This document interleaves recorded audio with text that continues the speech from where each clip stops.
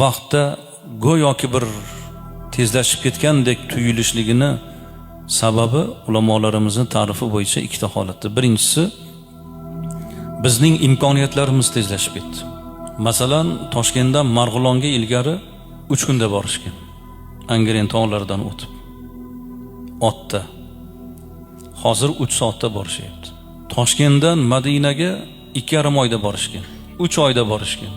Otda, ulovda, piyoda hozir 5 soatda borishyapti. Bizni imkoniyatlarimiz tezlashib ketdi. Bu birinchi sabab. Ikkinchi sabab, biz bugungi kunimizni bolaligimizga qiyos qilamiz.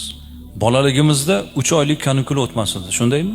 O'quvchi bo'lganlar, hammanglar o'quvchi bo'lgansizlar-ku. 1 yildek tuyulardi. Mayning oxirida kanikulga chiqardik ta'tilga. Sentyabr kelmasdi. Go'yoki 1 yildek tuyulardi. Cho'milib yurgan ariqlarimiz juda katta-katta ariqlardi. Hozir borib ko'ring, u kichkinagina ariqcha ekan o'zi aslida. O'ynab yurgan tepaliklaringizni borib bir ko'ring. Kichik bir tepalik ekan, lekin bolaligimizda juda katta ko'ringanda, ariqlar juda katta ko'ringan. O'sha tepaliklar, baland tepaliklar ko'ringan. Bir muddat uzoq ko'ringan. Bolaning nazarida shunday bo'ladi.